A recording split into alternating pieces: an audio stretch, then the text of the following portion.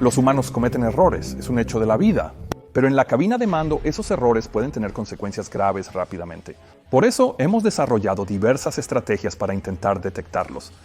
Pero ¿qué sucede cuando casi todo conspira para socavar esas estrategias y crear una situación en la que los pilotos simplemente no pueden descifrar lo que está sucediendo y solo les quedan unos segundos para hacerlo?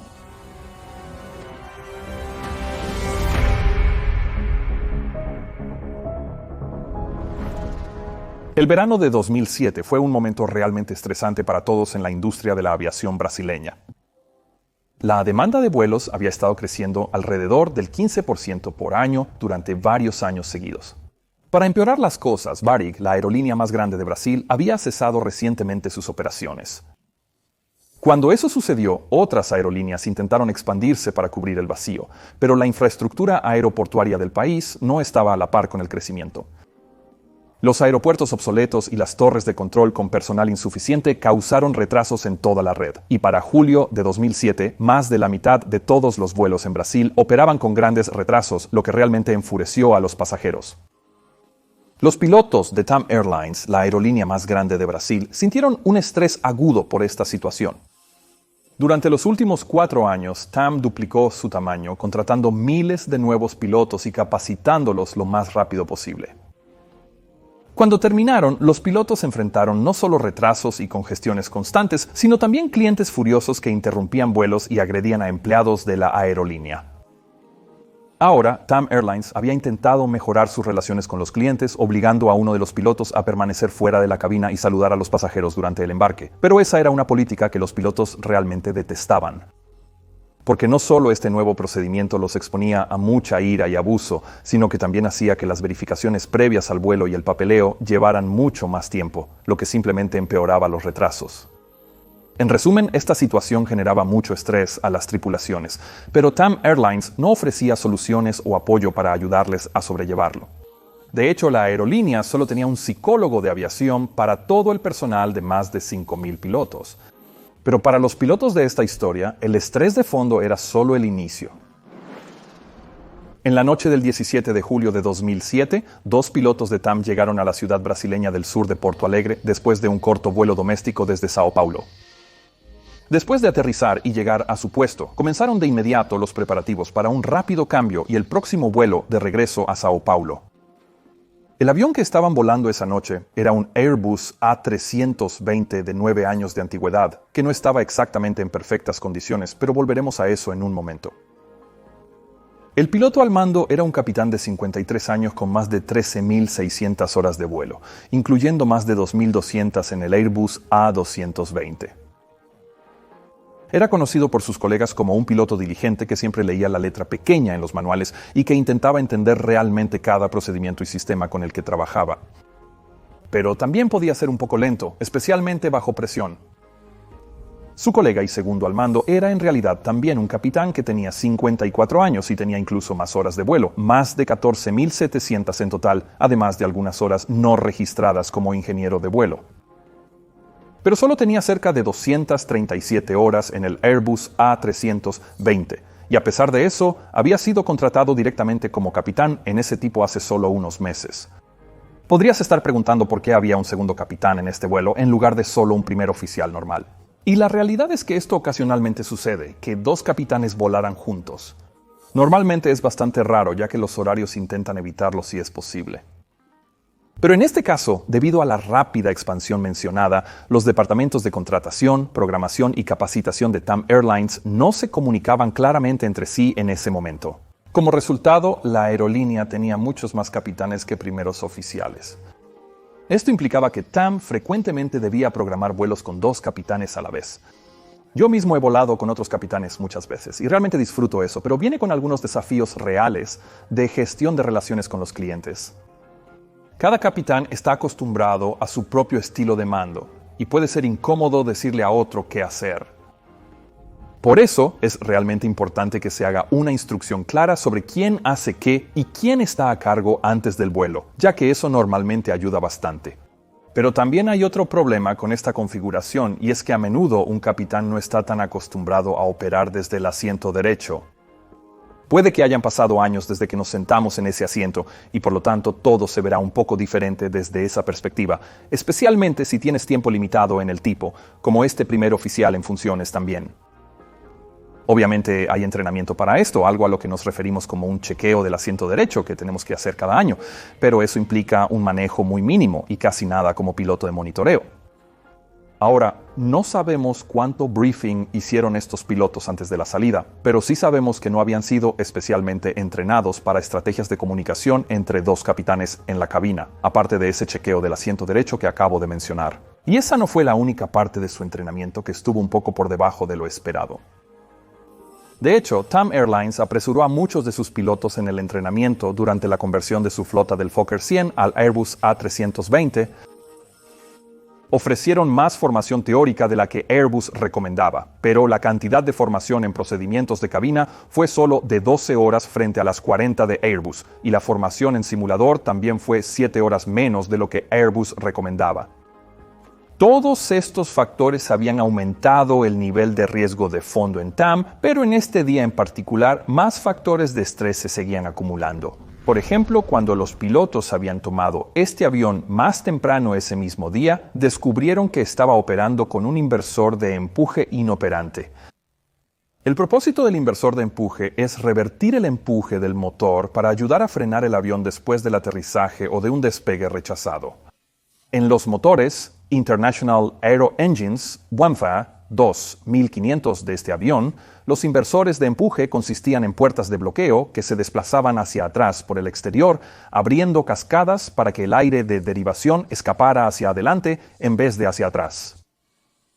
Aunque los inversores de empuje producen un rugido fuerte durante cada aterrizaje, solo contribuyen con una pequeña porción del poder de frenado total del avión y normalmente no se requieren para el despacho en la mayoría de las condiciones. El avión sufrió una falla con su inversor de empuje derecho días antes, pero los técnicos de TAM no pudieron arreglarlo. En su lugar, lo desactivaron y lo anotaron en la lista de artículos pendientes del registro técnico.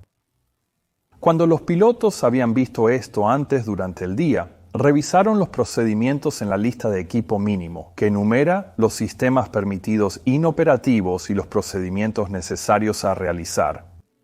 Según la lista de equipo mínimo, el procedimiento para aterrizar con un solo inversor de empuje debía ser el mismo que aterrizar con dos.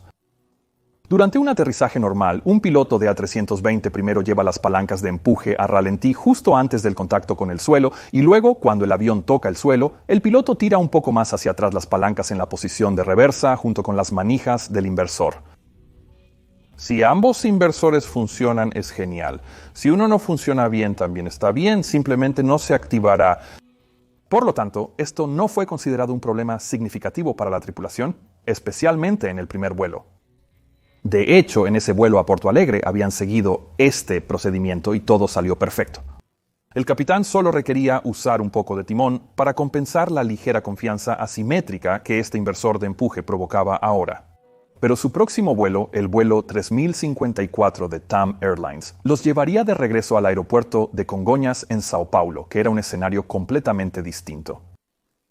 Y eso es porque el aeropuerto de Congonhas era notorio en Brasil por ser no solo complicado, sino a veces francamente peligroso. Te lo contaré todo más tarde. Como el principal aeropuerto doméstico de Sao Paulo, la ciudad más grande de Sudamérica, el aeropuerto de Congonhas era, y sigue siendo, el más concurrido de Brasil y el eje central de la red de aviación del país. Pero Congonhas está ubicado en medio de la ciudad, rodeado de edificios altos sin espacio para expandirse, aunque la pista principal solo tiene 1945 metros de largo, lo cual no es mucho para los aviones comerciales modernos más grandes. Además, la posición central de Congonhas dentro de la red de rutas brasileñas fue en realidad una causa principal de los retrasos sistémicos en 2007, ya que sus limitados espacios para aterrizajes y estacionamientos crearon un cuello de botella que tuvo efectos secundarios mucho más allá de Sao Paulo. Para los pilotos, aterrizar en Congonhas no solo era inconveniente, podía ser genuinamente aterrador.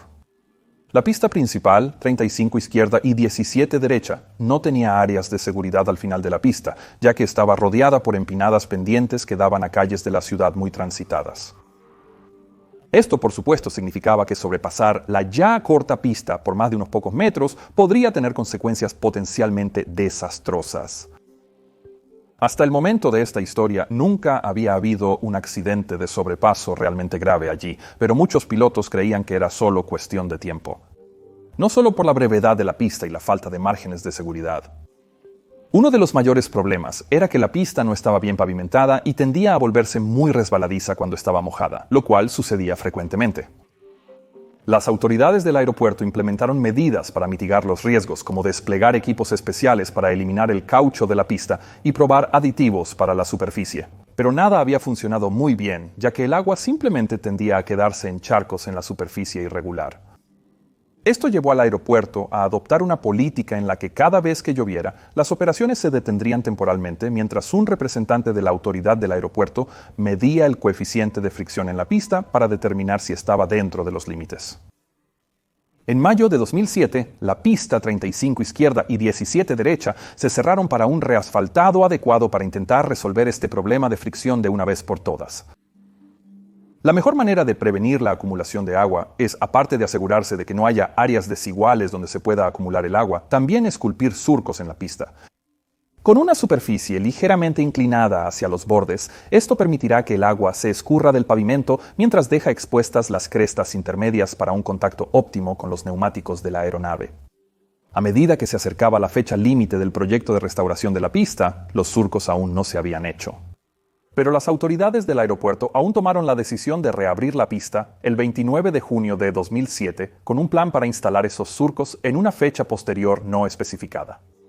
La decisión de reabrir la pista sin surcos no se tomó con la participación de la Agencia Nacional de Aviación Civil. Y eso fue porque todo el proyecto de renovación carecía de la aprobación de la Agencia Nacional de Aviación Civil, lo cual a su vez se debía a que el propio aeropuerto, el aeropuerto más concurrido de Brasil, ni siquiera tenía un certificado de operación de la Agencia Nacional de Aviación Civil. La lentitud de la Agencia Nacional de Aviación Civil en actuar y cumplir sus tareas básicas de supervisión de seguridad convenció aún más a los pilotos de que el aeropuerto de Congonhas era inseguro y que nadie hacía nada al respecto. Ahora, hablando de ser ineficaz, resulta que la Agencia Nacional de Aviación Civil en realidad había redactado una regla ya en 2006 que habría requerido que los jets de pasajeros que aterrizaban en Congonhas tuvieran ambos inversores de empuje operativos. Pero después de que se redactó esa regla, nadie se ocupó de implementarla realmente, lo que pronto tendría consecuencias aterradoras. Luego de revisar la documentación, saludar a los pasajeros y completar las verificaciones de cambio de vuelo, los pilotos del vuelo 3054 de TAM Airlines realizaron los cálculos finales antes de partir hacia Sao Paulo. Con el avión lleno, su peso se calculó en 66.9 toneladas, incluyendo 2.4 toneladas de combustible extra, ya que la aerolínea lo transportaba desde Porto Alegre por ser más barato allí. Esto implicaba que el peso del avión al aterrizar en Congonhas rondaría las 63.5 toneladas, apenas una tonelada menos del peso máximo permitido para ese aeropuerto según las condiciones meteorológicas informadas. Y para empeorar las cosas, esas condiciones no eran buenas. El medidor de Congonhas indica lluvia ligera sobre el aeródromo, techos variables de 800 a 487.2 metros, visibilidad de 6.000 a 8.000 metros y vientos de 8 a 12 nudos desde el norte, directamente sobre la pista.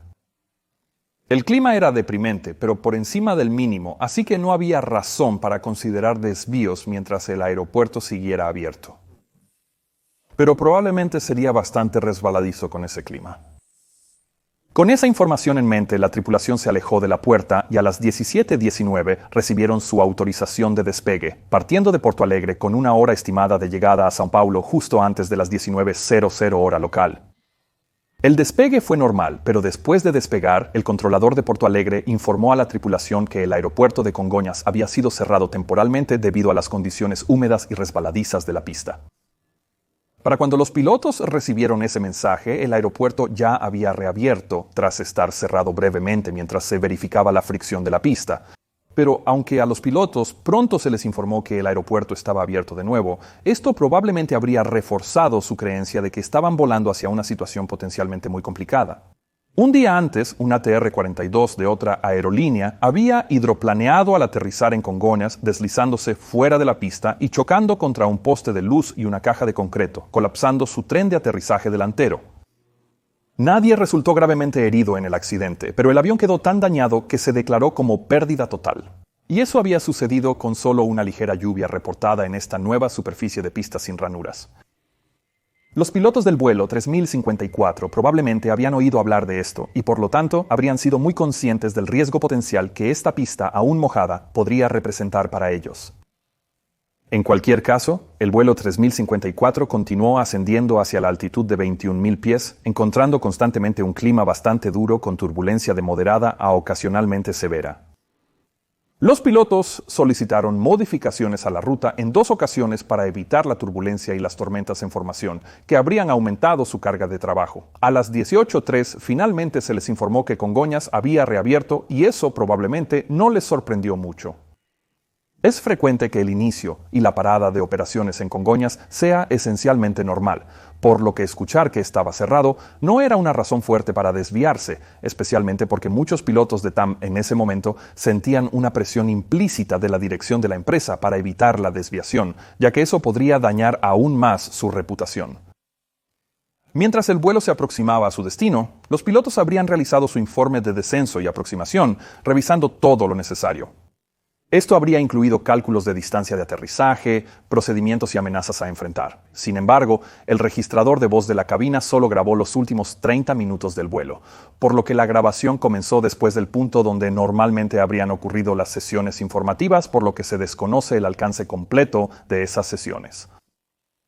Durante el descenso, cuando comenzaron las grabaciones, obtuvimos pistas sobre lo que pensaban los pilotos. El capitán solicitó al primer oficial verificar las condiciones en Congonhas, resaltando su importancia debido a que aterrizarían con un solo inversor de empuje. El capitán también se quejó de que tenía un ligero dolor de cabeza, cuya causa nunca se determinó, pero creo que cualquiera podría experimentar un poco de dolor de cabeza por estrés bajo este tipo de circunstancias. A pesar de ello, todo lo demás transcurrió con normalidad y pronto el vuelo 3054 recibió vectores para el enfoque de sistema de aterrizaje instrumental a la pista 35 izquierda con el capitán como piloto al mando y el primer oficial como piloto de monitoreo. ¿Tiene sentido que el capitán estuviera volando este enfoque él mismo? Él era más experimentado en la aeronave y también estaba sentado en el asiento izquierdo, que era su posición habitual, mientras que su colega más joven estaba sentado en un asiento al que estaba menos acostumbrado. Las condiciones en el suelo ahora eran bastante complicadas y requerirían toda la habilidad y atención del capitán. Pero vale la pena recordar aquí que esto también significaba que el piloto menos experimentado tendría el papel de monitoreo encargado de encontrar y señalar cualquier error lo más pronto posible debido a su carga de trabajo ahora significativamente menor. Recuerda eso. El vuelo 3054 interceptó el localizador y la pendiente de planeo y comenzó a descender hacia la pista. Rápidamente, se estabilizaron por completo en velocidad de planeo con la configuración correcta y la lista de verificación terminada, todo completamente de acuerdo con el plan. En esa etapa, pero el capitán estaba claramente nervioso y se podía ver eso al pedirle al primer oficial en funciones que volviera a preguntar a la torre sobre las condiciones de la pista y esta vez la respuesta fue que la pista estaba ahora mojada y resbaladiza. Cuando el capitán escuchó esto, se lo leyó a su colega con un tono molesto, demostrando que definitivamente no le gustaba, ya que obviamente reconoció que estas condiciones eran ahora muy similares a las que habían causado ese accidente el día anterior. En algún punto durante el acercamiento, tras oír sobre las condiciones de la pista, probablemente tomó una decisión fatal. Una que venía de buenas intenciones, pero que tendría consecuencias trágicas. Verás, el capitán era un piloto experimentado con más de 2.000 horas en el Airbus A320 y probablemente había volado muchas veces antes con inversores de empuje inoperantes. Y cuando lo hizo, utilizó un procedimiento de aterrizaje muy distinto. ¿Recuerdas que mencioné que la técnica para aterrizar con un inversor de empuje ahora es igual a aterrizar con dos? Bueno, resulta que eso no siempre había sido así. Antes de enero de 2007, el procedimiento oficial de Airbus para aterrizar con un inversor de empuje era, por debajo de los 10 pies, retroceder ambos mandos de empuje hasta el tope de ralentí y luego solo tirar del inversor de empuje del lado con los inversores operativos en tope de reversa. No obstante, entre 1998 y 2004, este procedimiento fue un factor en 3 accidentes independientes de A320, incluyendo uno fatal en Filipinas. En cada accidente, la necesidad de mover una sola palanca de empuje contribuyó a que la tripulación dejara inadvertidamente la otra palanca en posición de empuje hacia adelante durante el aterrizaje en lugar de reducirla a ralentí. Después de esos accidentes, Airbus reconoció que este procedimiento especial era por lo tanto vulnerable al error humano, ya que mover ambas palancas de empuje juntas al principio y luego dividirlas repentinamente a mitad de procedimiento para mover solo una palanca era tanto inusual como no ergonómico. No. En enero de 2007, meses antes de este vuelo, Airbus actualizó el procedimiento para eliminar la necesidad de dividir las palancas de empuje, haciendo que el procedimiento fuera similar a un aterrizaje normal con dos reversas. Este cambio fue incorporado en la lista de equipo mínimo de la aerolínea TAM, que el capitán habría revisado antes del vuelo 3054, pero había un inconveniente. Los inversores de empuje generalmente se consideran un extra, y algunas aerolíneas ni siquiera los incluyen en los cálculos de distancia de aterrizaje. Normalmente, para que la distancia real para aterrizar siempre sea menor que la distancia calculada, esto proporciona un buen margen de seguridad. Pero si la pista está mojada y resbaladiza, debemos incluir el efecto de los inversores de empuje, porque cuando la pista está resbaladiza, los frenos de las ruedas son menos efectivos, lo que significa que el empuje inverso representa un mayor porcentaje de la capacidad total de frenado. Si un inversor de empuje no funciona mientras aterrizamos en una pista contaminada, obviamente tenemos que aumentar la distancia de aterrizaje calculada en relación con lo que tendríamos si tuviéramos dos inversores de empuje. Pero con este nuevo procedimiento de Airbus, también se añadió otros 55 metros a la distancia de aterrizaje encima de esa penalización ya existente. ¿Y por qué fue eso entonces? Bueno, resulta que eso se debió a la forma en que se diseñó el sistema de control electrónico del motor en el Airbus A320. Cuando una palanca de empuje se mueve hacia el tope inverso, ordena un aumento en el empuje del motor para incrementar el empuje inverso. Pero si la puerta inversa no se despliega para desviar el flujo de aire, entonces ese empuje aumentaría en la dirección hacia adelante, a pesar de que la palanca de empuje está en el tope inverso. Cuando la discrepancia entre el empuje de una posición y la salida de empuje real alcanza cierto valor, el sistema de control digital de motor de autoridad completa del Airbus A320 intervendría para bloquear el empuje en ese motor afectado a ralentí. Pero, aunque esta intervención ocurrió muy rápidamente, generaría, durante un breve periodo de tiempo, un poco más de empuje hacia adelante en ese motor, causando que la distancia de aterrizaje requerida realmente aumente en 55 metros en relación con el procedimiento antiguo. De regreso en la cabina del vuelo 3054, el capitán conocía tanto el nuevo procedimiento como el antiguo, este último aplicado durante gran parte de su carrera en el A320 Mustang Tam Accor. Esto significaba que probablemente también entendía que si utilizaba un nuevo procedimiento, tendría que agregar 55 metros a la distancia de aterrizaje, algo que realmente no quería hacer. Por lo tanto, es muy probable, aunque nunca podamos saberlo con certeza, que el capitán decidió usar el procedimiento antiguo para evitar esos 55 metros. Debemos considerar algunas cosas sobre esta decisión. Una cosa es que se debe enfatizar que en realidad nunca estuvieron en peligro de sobrepasar realmente la pista. Con un inversor inoperativo y la pista mojada, la distancia de aterrizaje calculada fue de solo 1.332 metros, lo cual estaba dentro de los 1.935 metros disponibles. Así que 55 metros no parecen que afectarían mucho, pero también tenemos que recordar que el capitán estaba muy preocupado por este aterrizaje. Él habría sabido que si se pasaba de la pista 35 izquierda por 55 metros, el avión caería por un terraplén y a una calle concurrida. Así que casi puedes imaginarlo pensando que si eso sucediera, realmente habría lamentado no haber evitado esos 55 metros. Pero por otro lado, también sabemos que este procedimiento se cambió debido a accidentes reales, no hipotéticos, en los que varias personas perdieron la vida, y cuando tomas eso en consideración, de repente usar el procedimiento antiguo no parece realmente valer la pena. Pero desafortunadamente es muy posible que el capitán no supiera sobre esos accidentes previos, ya que TAM Airlines no estaba distribuyendo información sobre accidentes en otras aerolíneas a sus pilotos de A320 durante el entrenamiento recurrente. Cabe destacar que este tipo de incumplimiento de los procedimientos operativos estándar era tan frecuente en TAM que el registrador de datos de vuelo había documentado al menos 5 técnicas distintas usadas por diferentes tripulaciones para aterrizar con este problema en vuelos previos, evidenciando claros problemas de estandarización. Después de decidir usar el antiguo procedimiento de mover solo una palanca de empuje en reversa, lo prudente para los pilotos habría sido informar sobre los riesgos asociados o simplemente usar el procedimiento correcto. Pero como dije, probablemente el capitán no conocía los riesgos. En cualquier caso, no se escuchó ninguna discusión sobre esto en el grabador de voz de la cabina durante el acercamiento. Ahora, el capitán sí recordó en un momento a los primeros oficiales en funciones que estaban aterrizando con solo un inversor de empuje, pero no aclaró exactamente qué significaría eso en términos de acciones para cada piloto o qué buscar. Si combinas la falta de conciencia situacional con el estrés elevado que probablemente experimentaban los pilotos, entonces tienes una situación propicia para el error humano.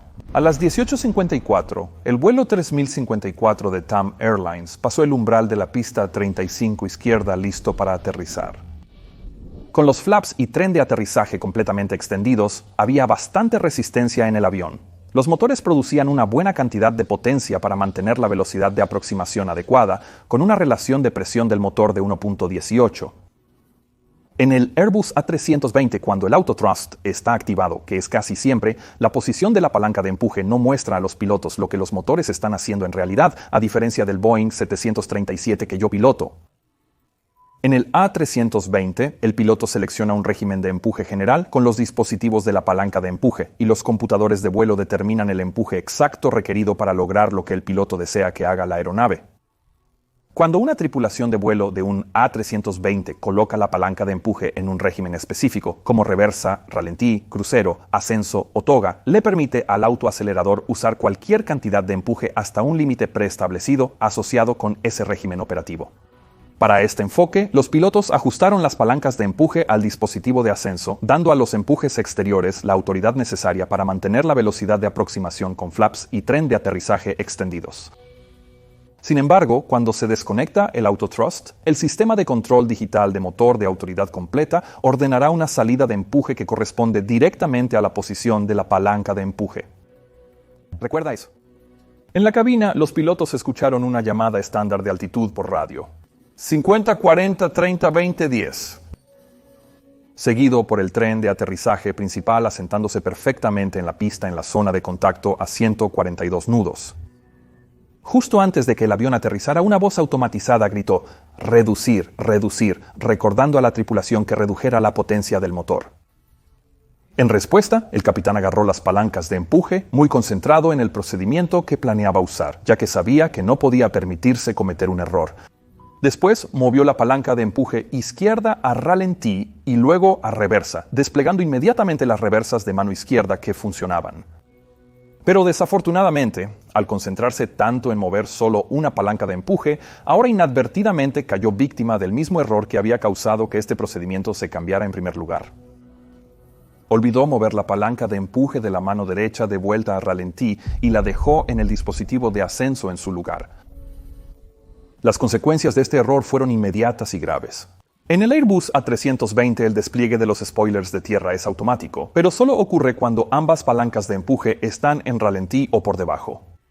Los spoilers de tierra son esenciales para detener el avión, ya que arruinan la elevación de las alas, permitiendo que la aeronave se apoye en su tren de aterrizaje y frenos. Los spoilers solo pueden desplegarse cuando las palancas de empuje están en ralentí y el peso está en la rueda, para evitar que se desplieguen accidentalmente durante el vuelo, despegue o rechazo de aterrizaje. Pero si los spoilers no se despliegan al aterrizar, entonces la aeronave continuará volando casi parcialmente mientras rueda por la pista. Y dado que el peso del avión entonces no está en las ruedas, esto reduce enormemente la efectividad de los frenos de las ruedas, que son el principal medio para detener la aeronave. En el A320 se ha estimado que sin los spoilers de tierra, la eficacia de frenado disminuye hasta un 50%. Pero eso no es todo. Al aterrizar, armamos los frenos exteriores para aplicar el frenado de las ruedas casi inmediatamente después del contacto con el suelo, de una manera más rápida y suave que si lo hiciéramos manualmente. Pero los frenos exteriores tampoco funcionarán a menos que se activen primero los spoilers de tierra. Esto fue muy malo, pero aún había más por venir. Cuando el capitán movió la palanca del empuje izquierdo a la inversa, causó que el empuje exterior se desconectara. Esto significaba que la salida de potencia del motor derecho se derivaba directamente de la posición de la palanca de empuje, establecida en el dispositivo de ascenso. Como resultado, el motor derecho se detuvo en un punto 18 de relación de presión del motor, la misma configuración que tuvo durante el acercamiento. Pero ese empuje extra en el lado derecho junto con el inverso en el izquierdo ahora era suficiente para comenzar a causar problemas reales.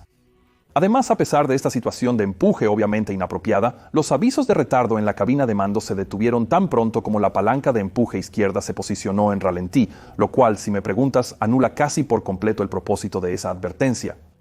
Resulta que los desarrolladores de esta advertencia no habían previsto este escenario hasta que los accidentes anteriores que mencioné antes revelaron la falla en su lógica de funcionamiento. Airbus desarrolló una actualización para el ordenador de advertencia de vuelo que activaría una alarma de precaución principal y un mensaje del Electronic Centralized Aircraft Monitor si una palanca de empuje se posicionaba sobre ralentí durante el aterrizaje. Desafortunadamente, esta actualización nunca se hizo obligatoria, por lo que TAM Airlines descuidó instalarla. Así que en lugar de una advertencia clara, los pilotos ahora recibieron una repentina avalancha de otras sutiles indicaciones de que algo estaba muy mal, pero nada que apuntara directamente al culpable.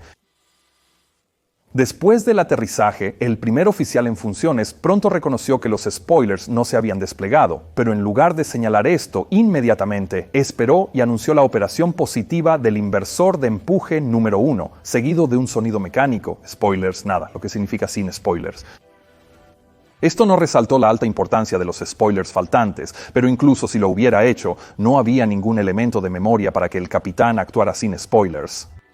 Mientras esto ocurría, el capitán notó que el avión no desaceleraba normalmente, pero al principio probablemente pensó que se debía al aquaplaning esperado en la pista. Esto significó que durante los primeros 6 agonizantes segundos no se aplicó frenado manual real.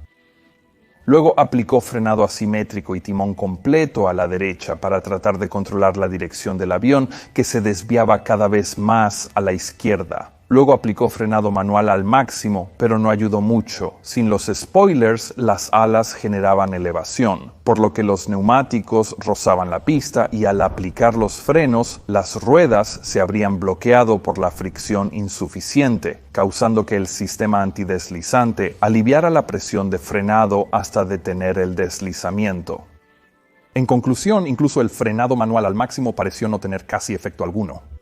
En cuestión de segundos, esta situación probablemente causó temor y pánico crecientes en la cabina mientras el avión consumía rápidamente la distancia de aterrizaje disponible, desviándose cada vez más a la izquierda por el empuje asimétrico. Se determinó luego que si los pilotos hubiesen notado la posición incorrecta del nivel de empuje dentro de los 7 segundos tras la llamada del primer oficial de no usar el alerón, el avión podría haberse detenido en la pista. Cuando aceleras por la pista, 7 segundos parecen una eternidad. ¿Por qué los pilotos no se dieron cuenta de lo que pasaba? Bueno, nunca lo sabremos con certeza, pero hay varias posibilidades. Un factor es que estaba oscuro en la cabina y los niveles de empuje en el Airbus son algo pequeños y difíciles de ver.